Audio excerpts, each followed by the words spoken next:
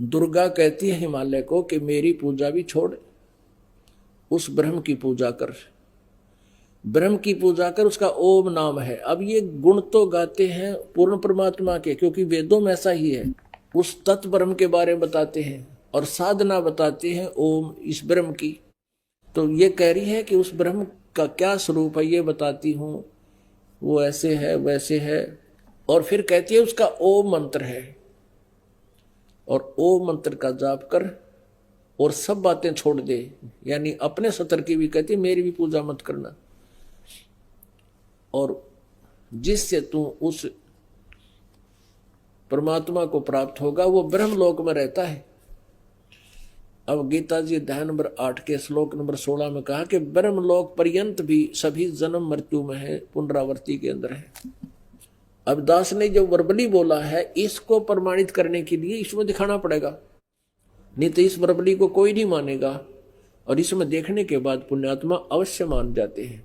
अब देखिएगा ये 7वां सकंद 562 पृष्ठ पे, और ये संक्षिप्त देवी भागवत।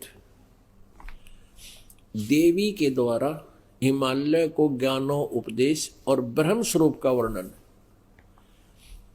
श्री देवी जी कहने लगी पर्वतराज, अब हम यहां से लेंगे, उस ब्रह्म का क्या स्वरूप है यह बतलाया जाता है, जो प्रकाश रूप सबके अत्यंत समीप में स्थित हृदय रूप गुहा में स्थित होने के कारण गुहाचर नाम से प्रसिद्ध है, महान पद अर्थात परम प्राप्य है।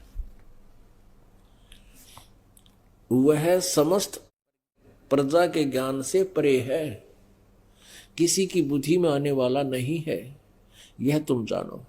जो परम प्रकाश रूप है, जो सूक्ष्म से भी अत्यंत सूक्ष्म है, जिसमें संपूर्ण लोक और उन लोकों में निवास करने वाले प्राणी स्थित हैं, वही यह अक्षर ब्रह्म है।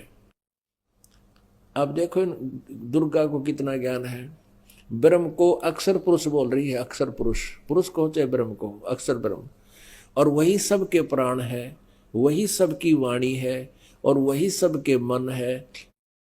वह परम सत्य और अमृत अविनाशी तत्व है।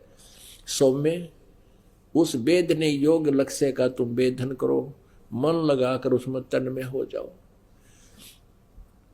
सौम्य उपनिषद में कथित महान अस्त्र रूप धनुष लेकर उस पर उपासना द्वारा तीक्ष्ण किया हुआ बाण संधान करो, और फिर भावानुगत चित्त के द्वारा उस बाण को खींचकर उस अक्षर रूप ब्रह्म को ही लक्ष्य बनाकर वेधन करो, अक्षर रूप ब्रह्म को ही। और मंत्र बता रही है फिर, ओम धनुष है प्रणव, ओम धनुष है, जीवात्मा बाण है, ब्रह्म को उसका लक्ष्य कहा जाता है। यानी जीवात्मा, जीव जो है ओम का जाप करे, ब्रह्म प्राप्ति उद्देश्य हो, उस एकमात्र परमात्मा को ही जाने, दूसरी सब बातों को छोड़ दे, यानी कोई साधना नहीं करनी, मेरी भी नहीं करनी, सब छोड़ दे, इससे ये सिद्ध है। उस एकमात्र परमात्मा को ही जाने, दूसरी सब बातों को छोड़ दे, यही अमृत रूप परमात्मा के पास पहुंचाने वाला पुल है। संसार समुद्र से पार होकर अमृत स्वरूप परमात्मा को प्राप्त कराने का यही सुलभ साधन है। इस परमात्मा का ये देखो, उस हृदय में विविध रूप में प्रकट होने वाला परब्रह्म संचरण करता है, अंतर्यामी रूप से वर्तमान है। यहाँ परब्रह्म कह रहे हैं, किता अक्षर ब्रह्म कह रही है, फिर ब्रह्म की साधना बता रही है। ये देखो ओम ओम ओम का नाम जप है और ब्रह्म उद्देश्य हो। अब है किसी को ज्ञान दुर्गा के, कभी अक्षर ब्रह्म कह रही है, कभी उसको ब्रह्म कह रही है, कभी फिर परब्रह्म लिख रही है। और यहाँ परब्रह्म बता रही है कि सबके हृदय में परब्रह्म बैठा है। इस आत्मा का ओम के जप के साथ ध्यान करो, इससे अज्ञान में अंधकार से सर्वथा परे संसार समुद्र से पार जो ब्रह्म है उसको पा जाओगे। यहाँ पर ब्रह्म, यहाँ अक्षर ब्रह्म, और यहाँ फिर ब्रह्म को पा जाओगे। ओम नाम जपो, पुण्यात्मा अपने आप पता लग जाएगा अपने कौन कितने पानी में है। और क्या बताया फिर ये 563 पृष्ठ पे, वह सबका आत्मा ब्रह्म, ब्रह्म लोक रूप दिव्य आकाश में स्थित है। कहते हैं वो ब्रह्म लोक में रहता है। पुण्यात्माओं, ये ब्रह्म ब्रह्मा विष्णु महेश का पिता है, और यही काल है, काल रूपी ब्रह्म भी यही है। अब यहां थोड़ा सा कंसेप्ट और क्लियर करना पड़ेगा। ये शिव पुराण में दिखाते हैं कि ब्रह्मा विष्णु और ये शिव इस काल के पुत्र हैं। देखिएगा शिव पुराण गीता प्रेस गोरखपुर से प्रकाशित है।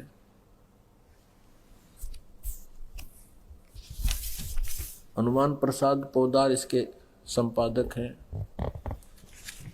और गीता प्रेस गोरखपुर से ही ये मुद्रित है, प्रकाशक भी यही है इसके, गीता प्रेस गोरखपुर। इसमें आपको दिखाते हैं इस काल के बारे में ब्रह्मा बता रहा है नारद को। ये रुद्र संहिता है, 101 पृष्ठ पे है। ब्रह्मा जी कह रहे हैं वे अपने सारे अंगों पर भस्म रमाए रहते हैं। उन काल रूपी ब्रह्म ने एक ही समय में शक्ति यानी दुर्गा के साथ, नाथ नहीं, शिवलोक नामक क्षेत्र का निर्माण किया, जो सबसे ऊपर विराजमान है। वे प्रिया और प्रियतम पति पत्नी रूप में शिव और शक्ति, शक्ति और शिव उसमें निवास करते हैं। ये दुर्गा कौन है, यहां देखिएगा। वो काल जो है निराकार मानते हैं काल को, कहते हैं वो कभी सामने नहीं आता। फिर उसने सदा शिव, भगवान शिव के रूप में अपनी मूर्ति आकार का वर्णन किया, आकार बना ली। तब उस निराकार परमात्मा ने अपने लीला शक्ति से अपने लिए एक मूर्ति की कल्पना की, साकार हो गया वो निराकार काल, और यहाँ शिव रूप धारण कर लिया। और कहते हैं अपने विग्रह से स्वयं एक स्वरूप भूता शक्ति की सृष्टि की। अपने शरीर से कहता है एक औरत निकाली काल ने, ये ब्रह्म के पेट से परमात्मा निकाली थी, काल के पेट से दुर्गा।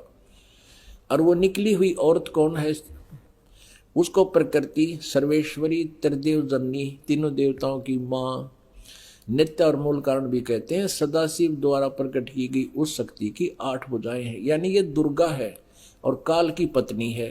अब यहाँ वर्णन, ये तो 100 पर पढ़ा आपने, ये वही रुद्र संहिता। अब 101 पर आप पढ़ रहे हो।